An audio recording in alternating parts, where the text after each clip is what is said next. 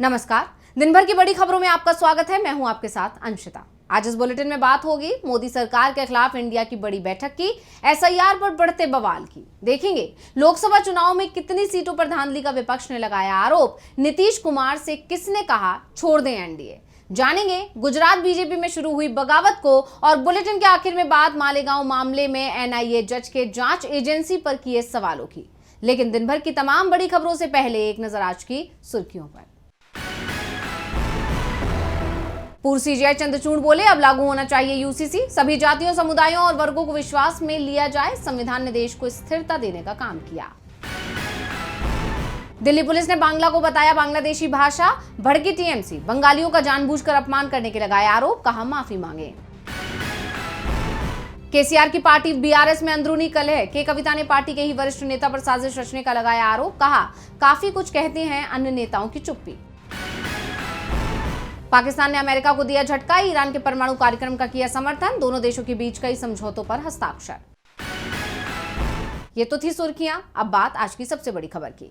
राहुल गांधी चुनाव आयोग की घेराबंदी में जुटे हुए हैं। एसआईआर मामला पूरी ताकत से उठा रहे हैं और अब उन्होंने इंडिया गठबंधन की बड़ी बैठक बुला ली है। 7 अगस्त को राहुल गांधी के आवास पर यह बैठक होगी। इंडिया की बैठक ने बीजेपी की नींद अभी से उड़ा दी है। तो क्या है पूरा मामला, देखिए रिपोर्ट। बिहार चुनाव और एसआईआर जैसे मुद्दे पर विपक्ष सरकार पर दबाव बनाने के लिए जहां संसद में लगातार प्रदर्शन कर रहा है, वहीं अब राहुल गांधी ने इंडिया गठबंधन के नेताओं को खाने पर बुलाया है।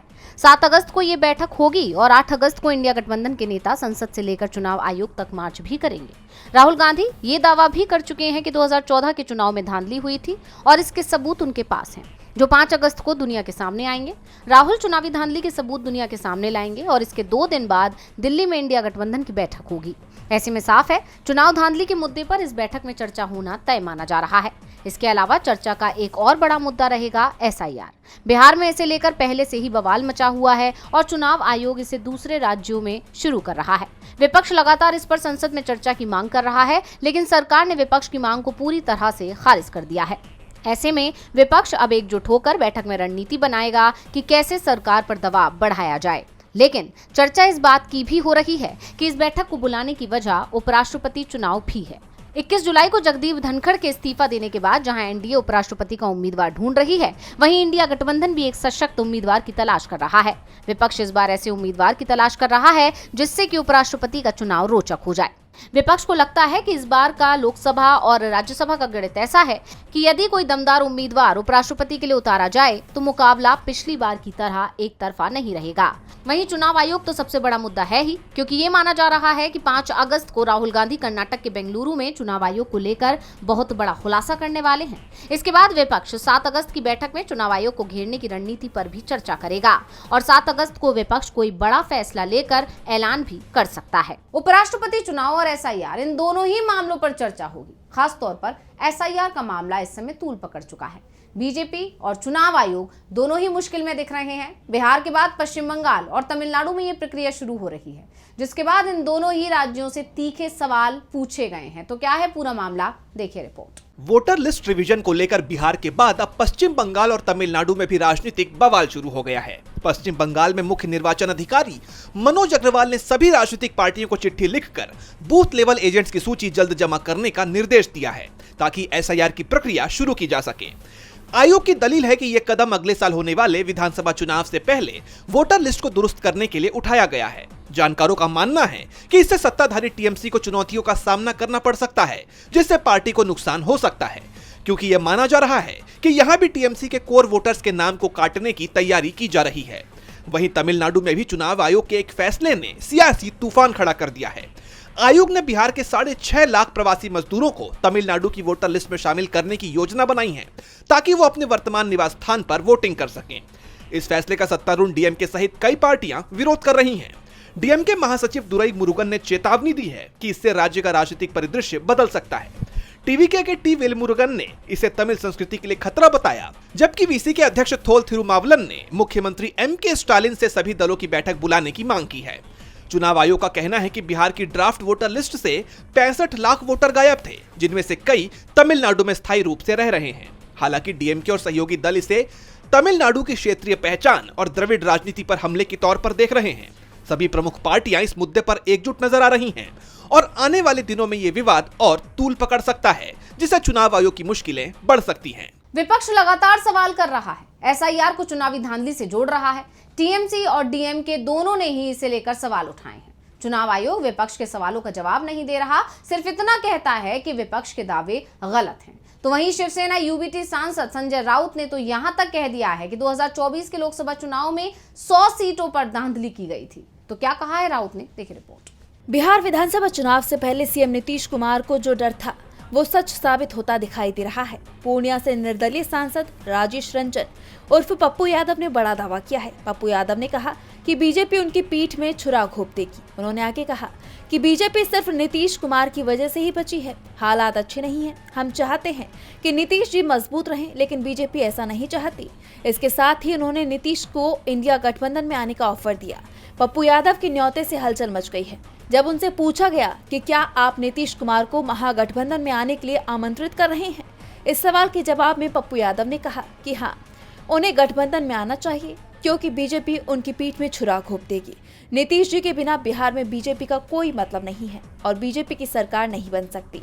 अब अति पिछड़ा वर्ग समझ गया है कि बीजेपी ने उनके नेता यानी कि नीतीश को खत्म कर दिया है, इसलिए EBC, ST, SC, OBC vote Congress की तरफ शिफ्ट हो रहा है। बता दें कि विपक्ष तो पहले से ही नीतीश कुमार के पलटी मारने की बात कहता आ रहा है और अब अगर नीतीश वापस महागठबंधन में जाते हैं तो ये कोई नई बात नहीं होगी, लेकिन इससे बीजेपी को और पूरे एनडीए को बड़ा झटका लग सकता है। अब नीतीश कुमार पप्पू यादव के ऑफर पर क्या फैसला लेते हैं, ये देखने वाली बात होगी। चुनाव आयोग और मोदी सरकार सवालों में है तो सवाल इस समय बिहार सरकार पर भी उठ रहे हैं। बिहार में इसी साल विधानसभा चुनाव होने हैं। 2 महीने में चुनाव का ऐलान हो जाएगा और चुनाव से पहले नीतीश कुमार को महागठबंधन में शामिल होने का न्योता मिला है। तो क्या है पूरा मामला, देखेंगे रिपोर्ट। गुजरात बीजेपी में बड़ी बगावत हो सकती है। पार्टी के बड़े नेता अपनी ही सरकार से नाराज हैं। अब ये मामला इतना आगे बढ़ चुका है कि उन्होंने अपनी ही सरकार को चिट्ठी लिख दी है। दरअसल गुजरात, जिसे बीजेपी का गढ़ कहा जाता है, लेकिन प्रदेश की बीजेपी सरकार के कामकाज से लोग तो क्या, पार्टी के अपने ही विधायक खुश नहीं हैं। वीरमगाम से बीजेपी विधायक हार्दिक पटेल ने सरकार के कामकाज पर गंभीर सवाल उठाए हैं। उन्होंने कहा कि शहर में सीवरेज बार बार ओवरफ्लो हो रहे हैं। सुबह पीने का पानी आता है, उसमें भी सीवरेज का गंदा पानी मिलता है। वीरमगाम में मुख्यमंत्री के नेतृत्व में विकास के कई काम हुए हैं, लेकिन प्राथमिक जरूरत है कि बारिश के पानी की निकासी हो और सीवरेज लाइन के ओवरफ्लो होने का समाधान हो। इसे लेकर बीजेपी विधायक ने मुख्यमंत्री भूपेंद्र पटेल को एक पत्र लिखा है, जिसमें इन समस्याओं को तो उठाया ही और साथ ही काम न होने के लिए प्रशासन को जिम्मेदार भी ठहराया। उन्होंने कहा कि अधिकारियों की कमी के कारण कई काम पेंडिंग पड़े हुए हैं। वो यही नहीं रुके, उन्होंने सरकार को चेतावनी देते हुए इस पत्र में लिखा कि अगर इन समस्याओं का समाधान नहीं होता है तो मुझे भी जनता के साथ खुलकर खड़ा होना पड़ेगा और आंदोलन में शामिल होना पड़ेगा। यानी बीजेपी विधायक अब अपनी ही सरकार के खिलाफ आंदोलन करने की चेतावनी दे रहे हैं। उन्होंने इस बात के भी संकेत दिए हैं कि अगर जरूरत पड़ी तो वो पार्टी छोड़ने के लिए भी तैयार है, लेकिन अपनी मांग पूरी करवाकर ही रहेंगे। अब ऐसे में देखना यह होगा कि सरकार उनकी मांग मानती है या बीजेपी में बड़ी फूट होने वाली है। नीतीश कुमार क्या करेंगे ये बात उन्हें छोड़कर किसी को पता नहीं है। ना ही ये तय है कि बीजेपी नीतीश को झटका दे, उससे पहले नीतीश बीजेपी को झटका देंगे। वैसे बीजेपी को बड़ा झटका गुजरात में लगता दिखाई दे रहा है। बीजेपी विधायक ने अपनी ही सरकार पर बड़े आरोप लगा दिए हैं। तो क्या है पूरा मामला, देखेंगे रिपोर्ट। हरियाणा में गुरुग्राम के मानेसर नगर निगम में सीनियर डिप्टी मेयर और डिप्टी मेयर का चुनाव 5 अगस्त को होना है। उससे पहले ही बीजेपी में फूट पड़ गई है। सीनियर डिप्टी मेयर और डिप्टी मेयर चुनाव को लेकर बीजेपी में भी बड़ा सियासी खेल शुरू हो गया है। बीजेपी के 2 बड़े नेता आपस में भिड़ते हुए दिखाई दे रहे हैं। 12 पार्षदों को नेपाल के काठमांडू भेज दिया गया है। इनके साथ बीजेपी का एक रणनीतिकार भी है, जिसके बाद से विवाद शुरू हो गया। माना जा रहा है कि इसके पीछे केंद्रीय राज्य मंत्री और गुरुग्राम से सांसद राव इंद्रजीत को झटका देने की कोशिश की जा रही है। पार्षदों को काठमांडू भेजने के पीछे प्रदेश की बीजेपी सरकार के ही मंत्री राव नरबीर को माना जा रहा है। उनके ही एक करीबी ने इस बात की पुष्टि भी की है। हालांकि इस मामले में कोई खुलकर कुछ भी नहीं कह रहा है। माना जा रहा है कि राव नरबीर चाहते हैं कि सीनियर डिप्टी मेयर और डिप्टी मेयर के जरिए वो नगर निगम में दबदबा बनाए रखें, जिससे ये साफ होता दिख रहा है कि वो अपनी ही पार्टी के खिलाफ बगावती तेवर दिखा रहे हैं। बता दें कि राव इंद्रजीत और राव नरबीर दोनों अहिरवाल क्षेत्र के बड़े नेता हैं। नरबीर को राव इंद्रजीत का धुर विरोधी माना जाता है।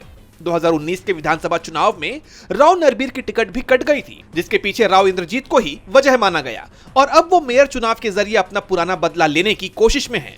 अगर बीजेपी में यह तनाव कम नहीं हुआ तो इसका आगे बहुत बड़ा नुकसान पार्टी को हो सकता है। अब देखना होगा कि बीजेपी इस डैमेज को कैसे कंट्रोल करती है। गुजरात बीजेपी में बगावत के सुर तेज होते दिख रहे हैं, तो हरियाणा बीजेपी में भी खींचतान बढ़ गई है।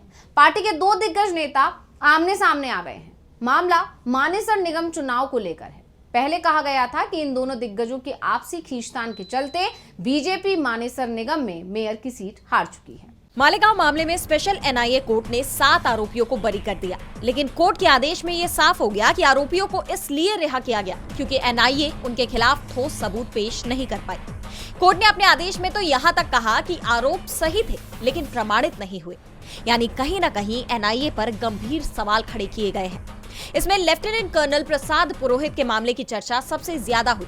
दरअसल कोर्ट का जो विस्तृत ऑर्डर सामने आया है उसमें कर्नल पुरोहित को लेकर कुछ सवाल कायम है। वो बरी जरूर हुए हैं, लेकिन कोर्ट ने कुछ बातों पर गौर किया है। उनका अभिनव भारत नाम के संगठन से जुड़ना अभी भी विवादित बताया जा रहा है। कोर्ट के 1036 पन्नों के फैसले में जज ए.के. लाहोटी ने कहा कि सिर्फ शक के आधार पर किसी को सजा नहीं दी जा सकती।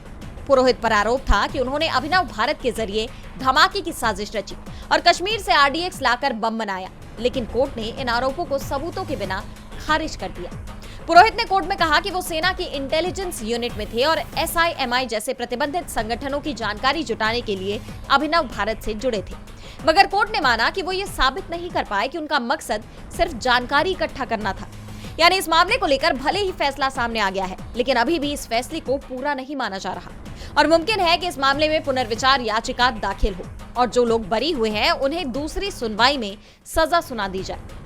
खैर, अब मामले में आगे क्या होता है ये देखना होगा, लेकिन इस मामले में आए इस नए मोड़ की वजह से ये एक बार फिर सुर्खियों में आ गया है। और बुलेटिन के आखिर में बात मालेगांव मामले की। मालेगांव मामले में एनआईए कोर्ट ने सभी 7 आरोपियों को रिहा कर दिया, लेकिन अपने फैसले में कोर्ट ने कई सवाल खड़े किए हैं। यहाँ तक कि जो आरोप लगाए गए हैं वो सही थे, फिर भी आरोपी छूट गए। तो क्या है पूरी खबर, देखिए ये रिपोर्ट। चुनाव आयोग विपक्ष के निशाने पर आ गया है। उस पर एक के बाद एक कई आरोप लग रहे हैं और अब शिवसेना यूबीटी के सांसद संजय राउत ने बड़ा दावा किया है। उन्होंने करीब 100 सीटों पर घोटाले की बात कही है। संजय राउत ने कहा कि करीब 100 सीटों पर घोटाला हुआ, पैसा हो, वोट चोरी हो, चुनाव आयोग इस साजिश का हिस्सा था। अगर 100 सीट पर घोटाला नहीं होता तो नरेंद्र मोदी प्रधानमंत्री नहीं बन पाते। राहुल गांधी के पास सबूत हैं। महाराष्ट्र में विधानसभा में यही हुआ, हरियाणा में भी यही हुआ और बिहार में भी यही करने जा रही हैं। इसलिए हम सब राहुल के नेतृत्व में संघर्ष करेंगे। हम बिहार में वोट चोरी नहीं होने देंगे। राहुल बार बार जो ये कहते हैं कि मेरे पास सबूत है, मुझे पूरा विश्वास है कि राहुल के पास सबूत होते हैं और बिना सबूत के वो कभी बात नहीं करते। चुनाव आयोग और बीजेपी के खिलाफ पूरा विपक्ष एकजुट हो गया है। इंडिया गठबंधन लगातार चुनाव आयोग के खिलाफ मोर्चा खोले हुए है। चुनाव आयोग विपक्ष के सवालों से घिरता दिखाई दे रहा है। ऐसे में देखना होगा कि चुनाव आयोग विपक्ष के इन आरोपों का कैसे जवाब दे पाता है। तो आज इस बुलेटिन में इतना ही। आप देखते रहिए डीवी लाइव और मुझे दीजिए इजाजत। नमस्कार।